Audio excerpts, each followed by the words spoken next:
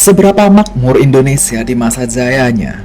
Kita sering dengar orang-orang yang bilang Indonesia pernah berjaya pada masanya, tapi jarang sekali kita bertanya, pada masa apa Indonesia berjaya? Dan apakah orang-orang pada saat itu benar-benar hidup sejahtera?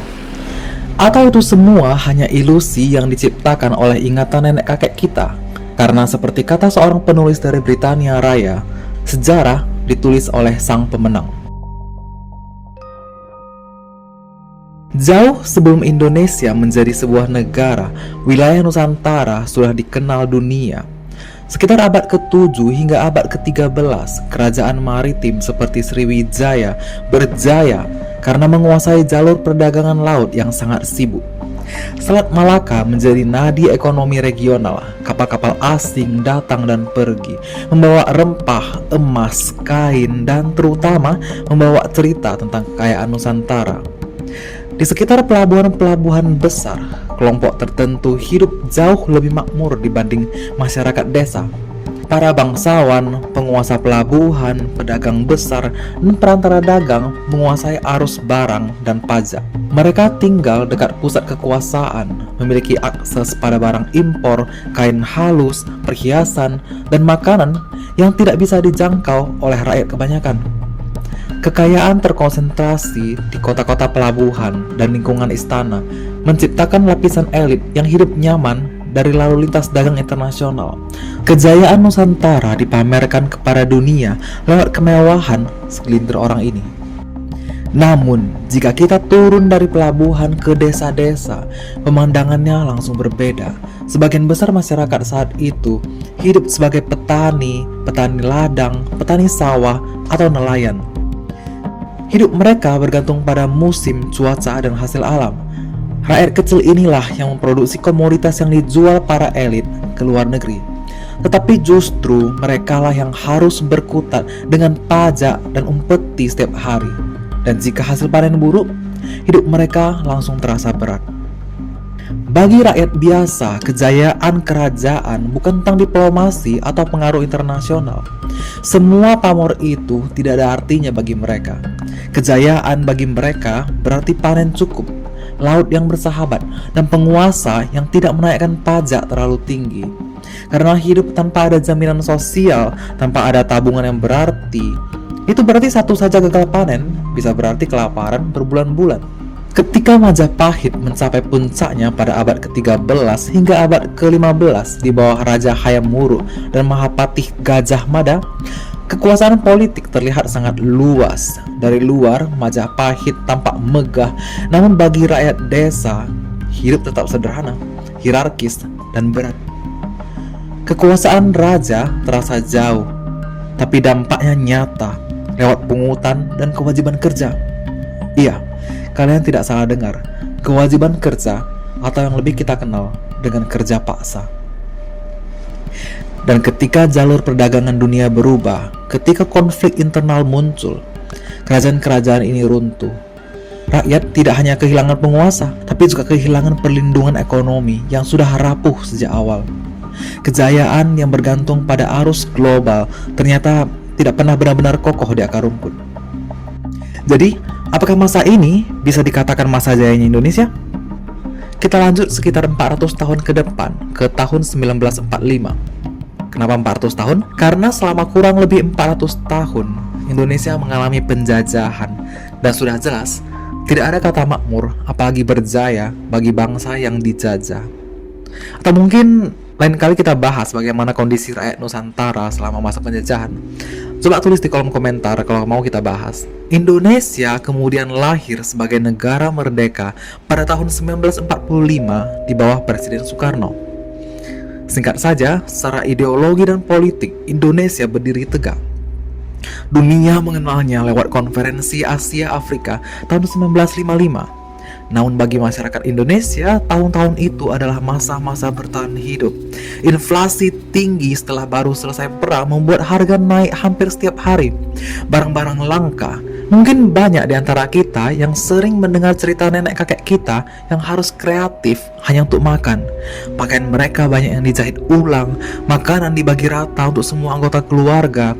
Kehidupan saat itu sangat keras, tetapi di masa yang sulit, melahirkan rasa solidaritas yang kuat. Kita sering dengar, dulu semua etnis dan agama saling bahu-membahu, tolong-menolong karena tuntutan keadaan.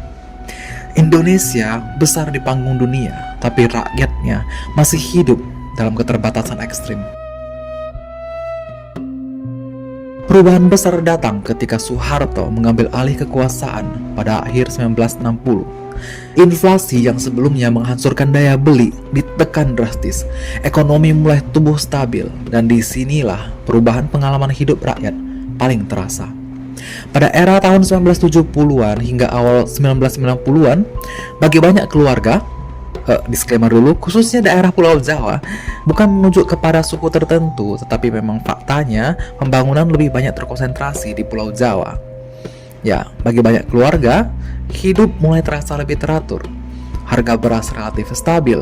Anak-anak bisa sekolah sampai SMP bahkan SMA. Pekerjaan tersedia di pabrik, kantor, dan proyek pembangunan. Masyarakat biasa lebih berani membuka usaha, dan banyak yang sukses karena ekonomi memang sedang membaik. Televisi mulai masuk rumah-rumah, motor menjadi simbol mobilitas baru. Bagi masyarakat kelas bawah dan menengah, Orde Baru sering dikenang sebagai masa ketika hidup sederhana tapi cukup. Tidak kaya, tapi juga tidak terlalu takut besok mau makan apa. Masa-masa di mana satu orang yang bekerja bisa menghidupi satu keluarga dan bahkan membeli rumah. Negara terasa hadir lewat pembangunan fisik, jalan, sekolah, dan puskesmas. Namun rasa aman ini datang dengan batasan yang jelas. Rakyat jarang bicara politik. Kritik dilakukan pelan-pelan kalau tidak ingin berurusan dengan aparat. Informasi datang dari satu arah saja. Banyak orang yang memilih diam dan fokus bekerja. Ada juga sisi lain yang jarang dibahas secara terbuka.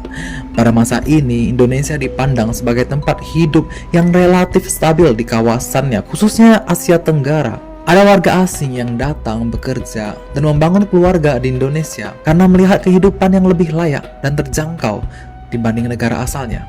Fenomena ini bukan soal romantisasi, tapi soal persepsi stabilitas ekonomi saat itu. Namun, stabilitas ini tidak dibangun di atas sistem yang transparan. Korupsi dan kronisme tumbuh di atas. Ekonomi hanya ditopang oleh utang dan modal asing. Dan akhirnya apa yang terjadi? Ketika krisis Asia pada tahun 1997 datang, rakyat kembali merasakan guncangan. Harga melonjak, pekerjaan hilang, rasa aman yang dibangun puluhan tahun runtuh dalam hitungan bulan. Jadi, apakah ini masa jaya Indonesia yang dimaksud?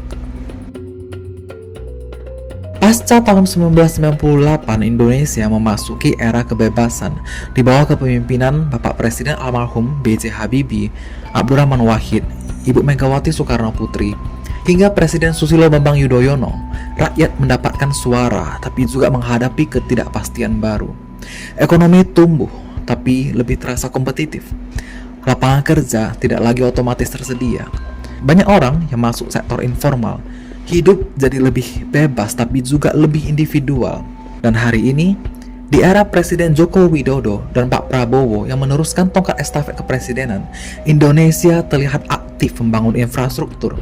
Banyak jalan tol, bandara, dan pelabuhan sudah berdiri. Angka makro jadi terlihat stabil. Namun di tingkat rumah tangga, tekanan terasa sangat nyata. Biaya hidup naik lebih cepat daripada gaji, terutama rumah yang terasa sulit terjangkau. Generasi muda merasa harus bekerja lebih keras dari orang tuanya untuk mencapai hidup yang sama. Tentu ini jauh dari kata masa jaya yang akan tercatat di kisah sejarah panjang Indonesia yang akan dibaca oleh anak cucu kita nanti. Dulu, Indonesia adalah tempat orang datang untuk mencari kehidupan yang lebih baik. Tetapi sekarang, justru banyak anak mudanya yang ingin pergi, bukan karena membenci Indonesia, tapi karena merasa peluangnya semakin sempit. Setiap masa Indonesia pernah disebut berjaya, dan setiap masa itu runtuh bukan karena satu kesalahan besar, melainkan karena jarak yang terlalu jauh antara kejayaan negara dan kehidupan rakyatnya. Mungkin pertanyaannya bukan kapan Indonesia paling jaya, tapi di masa mana rakyat paling merasa hidupnya manusiawi dan layak.